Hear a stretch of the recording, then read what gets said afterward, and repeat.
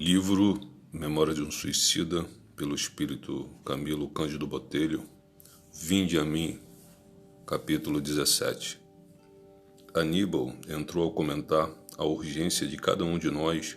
como na humanidade inteira, quer do plano físico terreno ou do invisível inferior e intermediário, se reeducar sob a orientação das fecundas normas cristãs. Afirmou, em análise sucinta, contrariando ideias que muitos de nós abrigavam, não existia misticismo supersticioso, nem fatos miraculosos e anormais na epopeia magnífica do cristianismo. Epopeia que não se limitava no presépio de Belém ao drama do Calvário, mas que se estendia das esferas de luz às sombras da terra, perenemente em lances patéticos, positivos, sublimes, a que só a cegueira da ignorância deixa de apreciar devidamente. Ao contrário disso, o cristianismo, doutrina universal cuja origem se fixa nas próprias leis sempiternas, possuía bases práticas por excelência, trazendo por finalidade a recuperação moral do homem para si mesmo e a sociedade em que for chamado a viver no seu longo carreira evolutivo,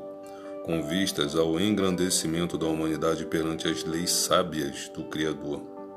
Lembrou que os homens terrenos projetaram sombras sobre os ensinamentos do Mestre Excelso, envolvendo-os em complexos calamitosos, por empanar-lhes o brilho da essência primitivas com inovações e atávios próprios da inferioridade pessoal de cada um, desfigurando destarte a verdade de que são os mesmos ensinamentos o expoente máximo. Asseverou com veemência impressionante, da qual não julgaríamos capaz um adolescente, que só os magnos e altruísticos conhecimentos das doutrinas educativas expostas pelo excelso catedrático Jesus de Nazaré permitiriam a nós outros, como a humanidade, ensejo a reabilitação imprescindível, preparando-nos para a aquisição de uma nova e elevada moral,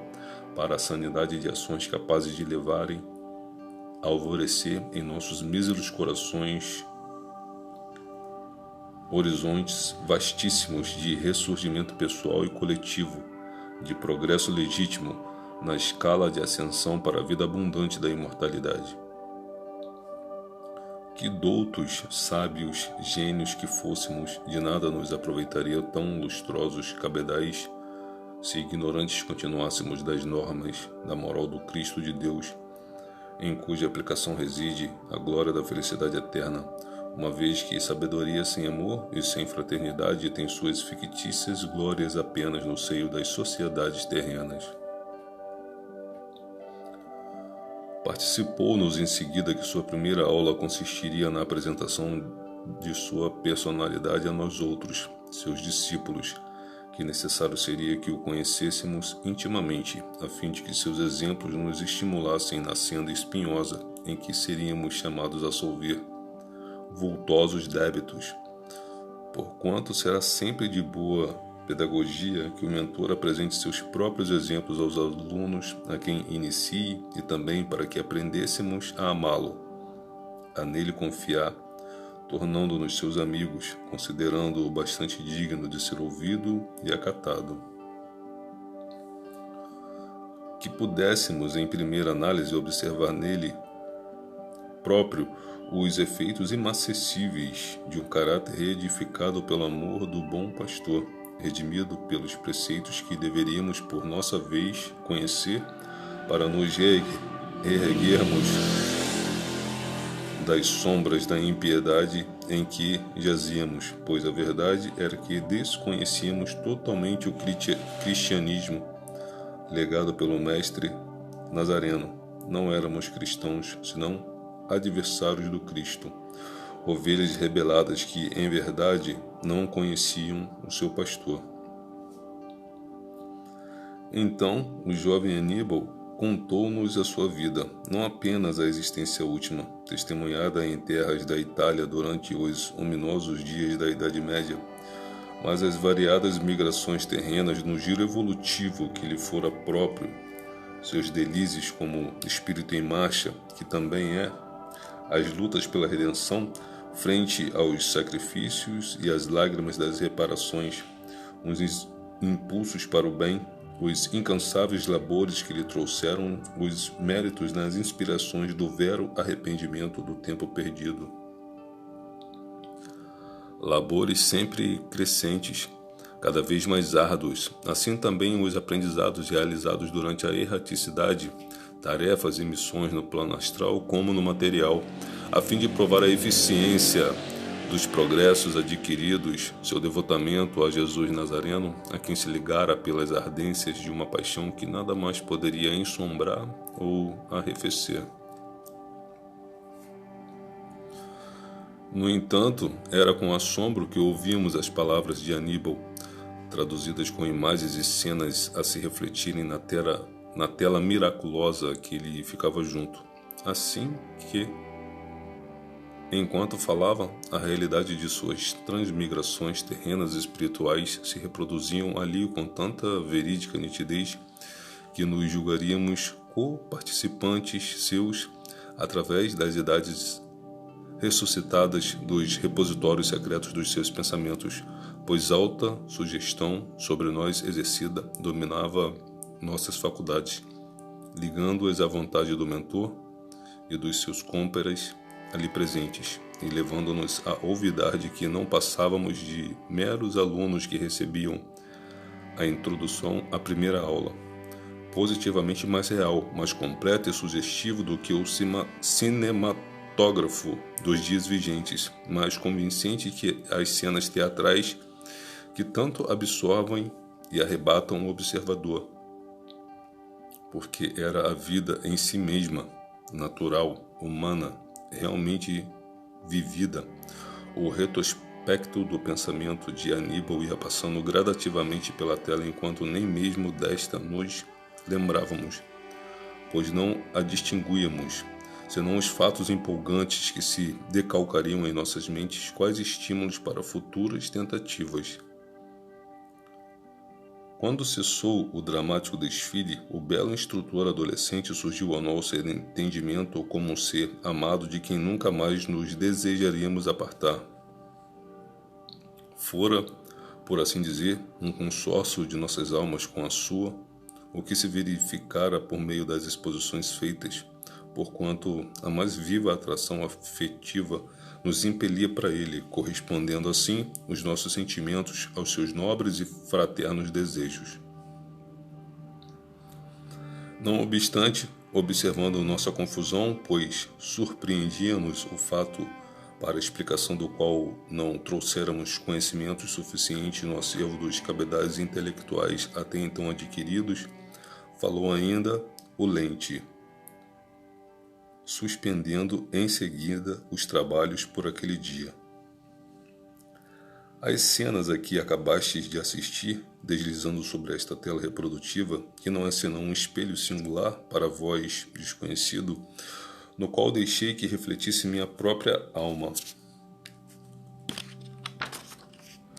foram as minhas recordações, caríssimos discípulos, acordadas intactas, vivas, dos refolhos supremos da consciência. Todos os filhos do Altíssimo, ao viverem as experiências planetárias, como as espirituais, imprimem nos escaninhos da alma, nas camadas profundas da consciência, toda a grande epopeia das trajetórias, testemunhadas às ações, às obras e até aos pensamentos que concebem. Sua longa e tumultuosa história encontra-se neles próprios gravada, como a história do globo, onde já vivemos, se acha arquivada nas camadas geológicas e eternamente reproduzida, fotografada, igualmente arquivada nas ondas luminosas do éter, através do infinito do tempo. Por sua vez, o corpo astral, envoltório que trazemos presentemente como espíritos livres do fardo material, aparelho delicadíssimo e fiel, cuja maravilhosa constituição ainda não sois capazes de compreender, registra com nitidez idênticas os mesmos depósitos que a consciência armazenou através do tempo. arquiva-os em seus arcanos, reflete-os ou expande-os conforme a necessidade do momento, tal como fiz agora, bastando para isso a ação da vontade educado. Ora, se tivesseis educadas as faculdades da vossa alma, se cursando universidades na terra, esclarecendo inteligências como homens que fostes, igualmente houvesseis cultivados os preciosos dons do Espírito, assim vos apossando dos sublimes conhecimentos das ciências psíquicas, além de não haver convosco a possibilidade de uma derrota produzida por suicídio, porquanto vos teríeis colocado em planos muitas vezes superiores aos que medram as paixões insânias que a este dão causa. Agora estaríeis à altura de compreenderdes minhas expressões mentais sem o auxílio, por assim dizer, material deste aparelhamento que me fotografou e animou os pensamentos, as lembranças e recordações, reproduzindo-as para vós, tal como se acham arquivadas nos livros secretos do meu espírito. É uma operação melindrosa o que acabeis de ver. Exige sacrifício por parte de quem atenta. Meus irmãos de ideal aqui presentes e meus discípulos forneceram-me fluidos magnéticos necessários à corporificação das imagens e à reprodução dos sons, a fim de que meu esforço não fosse demasiado, e envolvidos num ambiente dominado por ondas especiais de um magnetismo superior, que é o nosso principal elemento, vós mesmos vos sugeristes a convicção de que comigo viveste minhas vidas, quando a verdade era apenas que assistíeis ao desenrolar do pretérito em meu ser depositado. Participo-vos em tempo que não vos tardareis a conhecer as mesmas experiências, extraindo de vós mesmos o passado que ainda dormita, porque mantendes embrutecidos pelas repercussões chocantes do vosso estado de suicidas, dons da alma que, nas entidades normais, despertam com facilidade tão logo ingressam na espiritualidade. Todavia, não competirá a mim o orientar-vos neste áspero e doloroso retrospecto.